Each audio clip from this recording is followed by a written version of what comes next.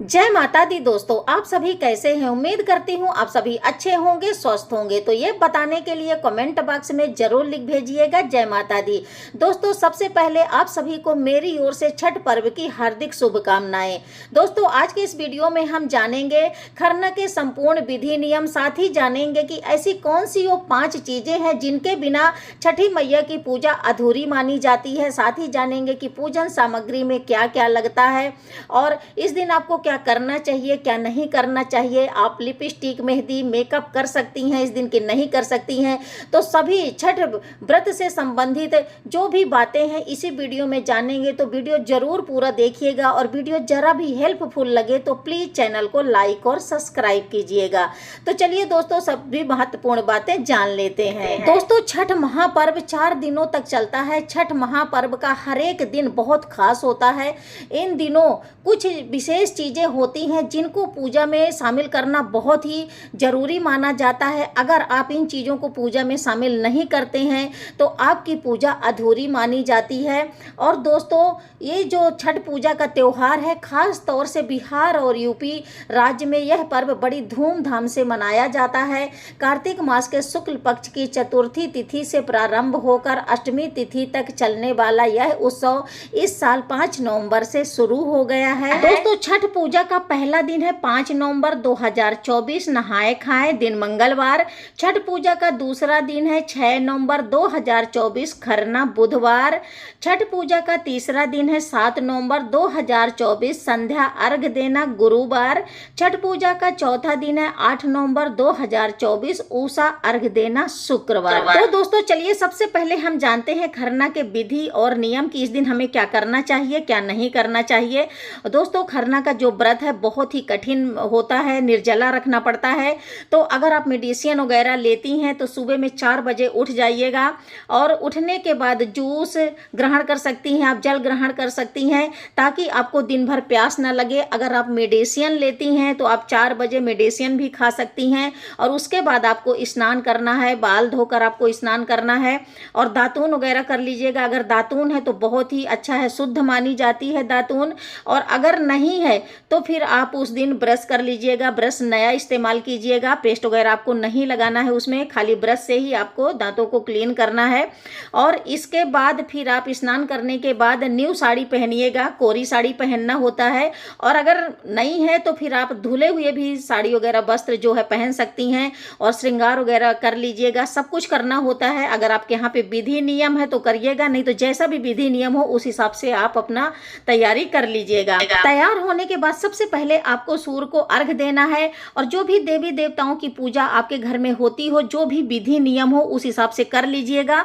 और उसके बाद आपको प्रसाद तैयार करना है। तो पहले के जमाने में जो प्रसाद तैयार करते थे मिट्टी के चूल्हे में आम की लकड़ी को लगाकर तैयार करते थे।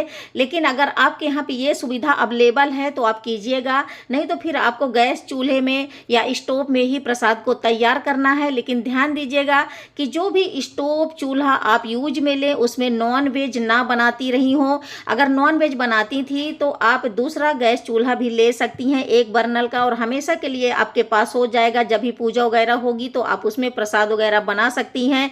और अगर नहीं सुविधा अवेलेबल है, नहीं ले पा रही हैं, तो फिर उसी चूल्हे को अच्छी तरह से क्लीन कर लीजिएगा और उसमें गंगा जल का छिड़काव कर लीजिएगा अच्छी तरह से, ताकि शुद्ध हो जाए। चूल्हे के साथ साथ आप जिस जगह में प्रसाद बना रही हैं उस जगह को भी अच्छी तरह से क्लीन कर लीजिएगा और वहां पे भी अच्छे से गंगा जल का छिड़काव कीजिएगा ताकि बहुत ही अच्छी तरह से पवित्र हो जाए, शुद्धिकरण हो जाए। और क्लीनिंग वगैरह जो साफ सफाई है आप नहाने से पहले ही सब कुछ कर लीजिएगा, नहाने के बाद नहीं करना है, इस बात का ध्यान दीजिएगा। तो चलिए अब हम जान लेते हैं कि प्रसाद में आप क्या क्या बना सकती हैं। तो प्रसाद में कहीं कहीं चावल की खीर बनाते हैं, कहीं कहीं पे गुड़ की खीर बनाते हैं, रोटी बनाते हैं घी लगाकर। तो जैसे भी आपके यहाँ पे विधि नियम हो उस हिसाब से आप प्रसाद तैयार कर लीजिएगा। प्रसाद तैयार होने के बाद छठी मैया को भोग लगाना होता है। तो आप चाहें तो भोग केले के पत्ते में रख के लगा सकती हैं, थाली में लगा सकती हैं, जैसे भी आपके यहाँ पे विधि नियम हो।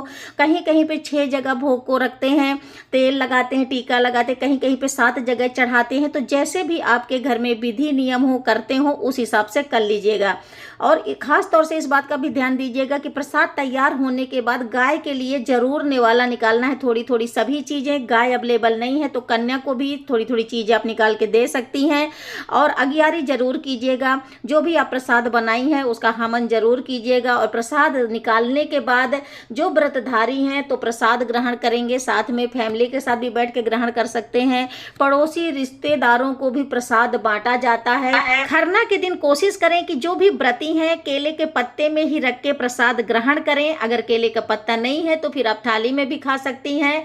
और खरना के दिन आपको एक ही टाइम भोजन करना है, इस बात का ध्यान रखें। और खरना के दिन से ही 36 घंटे का निर्जला व्रत शुरू हो जाता है।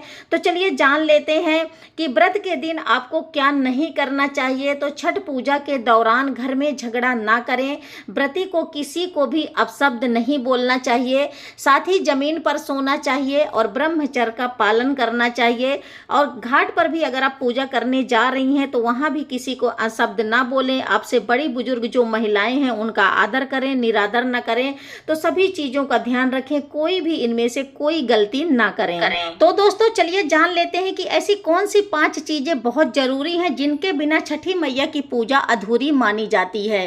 तो छठ महापर्व की शुरुआत नहाय खाए के साथ होती है।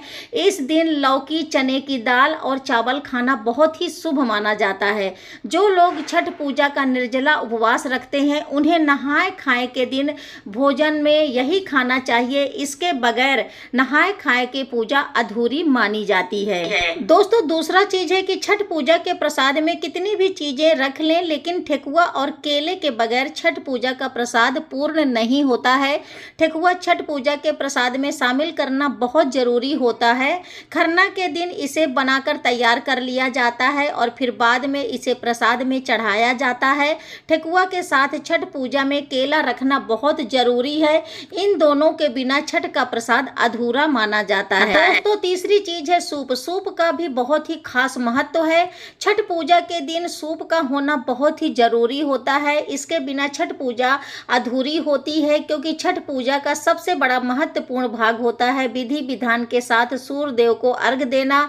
और छठ पूजा में जब सूर्य देव को अर्घ दिया जाता है तो अर्घ के समय लगने वाली जो भी पूजा सामग्री है वो सूप में ही रखकर सूर्य को अर्घ दिया जाता है। तो सूप के बिना छठ पूजा अधूरी मानी जाती है। दोस्तों चौथी चीज है नारियल और गन्ना। छठ पूजा में सूर्य देव को अर्घ देते समय नारियल और गन्ने का होना बेहद जरूरी है। जब सूर्य देव को अर्घ दिया जाता है तो सूप में नारियल को रखा जाता है, बहुत ही शुभ माना जाता है। नारियल के बगैर सूर्य देव को अर्घ देने की विधि पूर्ण नहीं होती है। इसके अलावा गन्ने को भी विशेष महत्व है, तो इन दोनों के भी बिना छठ पूजा अधूरी मानी जाती है। पांचवी चीज है सौभाग्य की निशानी पीला सिंदूर। सुहाग की निशानी पीले सिंदूर को भी छठ पूजा में विशेष महत्व होता है। अधिकतर पूजा पाठ में शुभ कार्यों में पीला सिंदूर ही इस्तेमाल किया जाता है। छठ पूजा में भी व्रती सुहागन महिलाएं पीला सिंदूर ही मांग में भरकर सिंदूर अपनी मांग में भरकर लगाती हैं और सौभाग्य के प्रतीक पीले सिंदूर के बिना छठ पूजा की पूजा अधूरी मानी जाती है। तो चलिए दोस्तों जान लेते हैं छठ पूजा की पूजन सामग्री। वैसे भी जो भी आपके यहाँ पे पूजन सामग्री लेते हो आप अपने विधि नियम से लीजिएगा।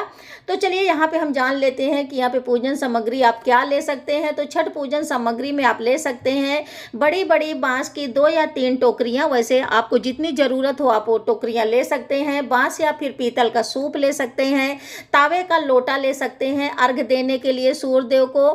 थाली ले सकते हैं, पान सुपारी मिठाइयाँ ले सकते हैं, चावल का आटा, व्रती के लिए नए कपड़े, 5 पत्तियां लगे हुए गन्ने, मूली, अदरक, चावल, शकरकंदी, गेहूं का आटा, सिंदूर, घी का दीपक, शहद, धूप, अगरबत्ती, गुड़, ठेकुआ, हल्दी का हरा पौधा, बड़ा वाला नींबू और बहुत सारे फल। वेजिटेबल्स भी आप ले सकते हैं, मौसमी फल जो भी आप पूजा में चढ़ाते हो, केला वगैरह जो भी बहुत सारे फल आते हैं मौसमी आप ले सकते हैं। वेजिटेबल ले सकते हैं, पानी वाला नारियल ले सकते हैं, प्रसाद के लिए बर्तन ले सकते हैं, सूप वगैरह तो सभी हमने बता ही दिया है। जो भी आपके विधि नियम हो प्रसाद वगैरह रखने के लिए जो भी चीजें लगती हों आप अपने हिसाब से ले लीजिएगा, जो आपके यहाँ पे नियम हो। दोस्तों बहुत जरूरी बात, जब तक छठ पर्व चल रहे हैं, आपके व्रत चल रहे हैं, तब तक घर में नॉनवेज मत बनाइएगा। यहाँ तक कि प्याज लहसुन भी खाने में इस्तेमाल मत कीजिएगा। शुद्ध सात्विक भोजन कीजिएगा। इन बातों का जरूर आप ध्यान रखें, क्योंकि व्रत वगैरह में प्याज लहसुन भी नहीं खाया जाता है। तो दोस्तों वीडियो यहीं तक। वीडियो जरा भी आपको हेल्पफुल लगे तो प्लीज़ चैनल को लाइक और सब्सक्राइब कीजिएगा। तो आप सभी को मेरी ओर से छठ पर्व की हार्दिक शुभकामनाएं। फिर ऐसे ही मिलती हूँ नेक्स्ट वीडियो में, तब तक के लिए जय माता दी।